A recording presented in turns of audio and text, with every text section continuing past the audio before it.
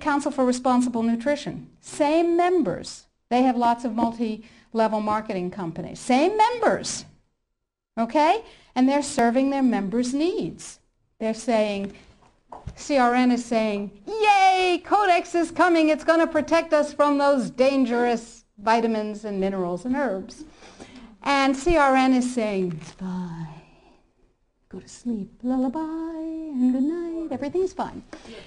And they use a report that they commissioned at a reputed cost of $800,000. A report, Sidley, Austin, Brown, and Root, a law firm in Washington, wrote a report for them. And it said, lullaby and good night, everything's fine. It won't have an impact on the United States, everything's fine. Sidley, Austin, Brown, and Root has one major client whose name you might know, Merck. Now, it's entirely possible that NNFA just did a spectacularly bad job of due diligence, or not. Anyway, the report says everything's fine, everything's dandy, no problem, we've got Deshay. Yeah, sure we do. Now let's talk about Australia. Remember, 5 laws before Congress to overturn Deshay. And you can write to Congress on the website. The click of a mouse. I call it riding the freedom mouse. It's called security. Now, Congress uses a multiplier of 13,000 to 1. Every email, fax, phone call, letter.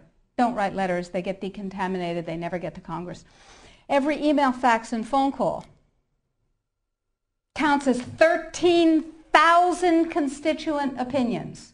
They figure that if you write a letter or send an email, there are 12,999 lazy lunks who can't bother to get to the computer terminal to do the same thing, but they feel the way you do.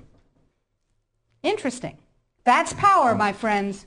That's power. That's 13,000 to 1. So suppose we have 1 million people.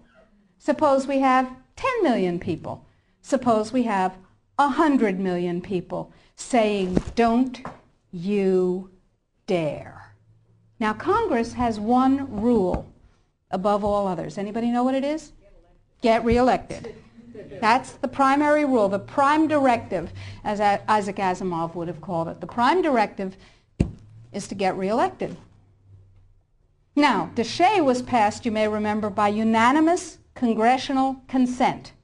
Was that because one morning all members of Congress woke up and said, I see the light. Nutrients are better than drugs. No, they said, oh, if I don't go along with this, I'll never be reelected to anything. You remember critical mass.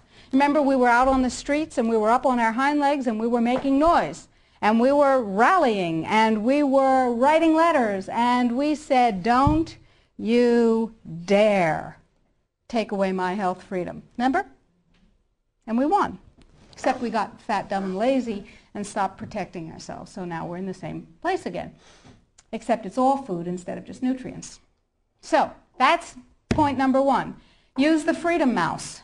Ride the freedom mouse. We made it as easy as possible on the site. Sign up for the emails. I will never sell your information to anyone, I promise. I will never rent it. I will never share it. You'll only get email from me.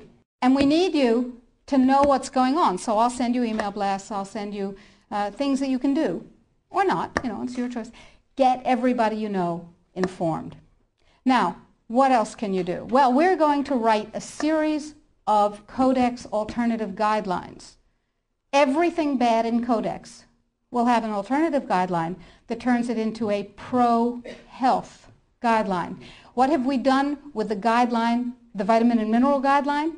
You can see that because we have a markup copy that has their guideline crossed out and ours written in on the website. It's right there. What we've done is turn it into something, into a guideline that mandates biochemically, individually determined optimal health. And it's still Codex compliant. So we said, okay, now we need Congress to adopt this. And we need other countries in the world to adopt this. So Bert and I went to Washington, D.C., and we met with Dana Rohrabacher from Orange County, who said to us, he's a representative, he said, I believe in pesticides. I went, ugh. He said, I believe in GMOs. I went, ugh, ugh. He said, I believe in irradiation of food. I went, ugh, ugh, ugh. But, he said, I believe in your right to not be forced to eat foods that have been processed that way more than I believe in those technologies. I will take this on. We said, oh, that's really nice. And he said, now, we need a coalition.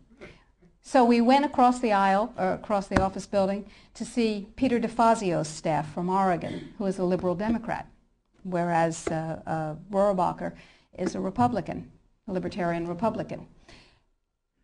And DeFazio's on board.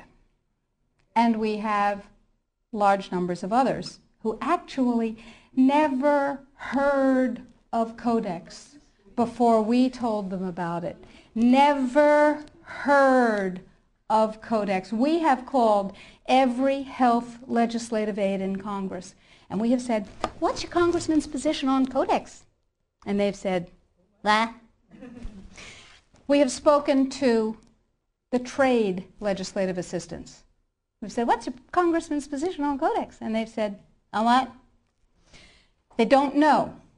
We had a congressional briefing set up on the 20th of September. I was going to address Congress. Tell them about it. I thought that was cool. 10 days before, it became a briefing on something else. Another freedom click. You need to write to Congress on the site and tell them that they need a congressional briefing, by God, and tell them you want me to brief them. They don't know. They've never heard of it any more than the general public has heard of it. Gee, how'd that happen?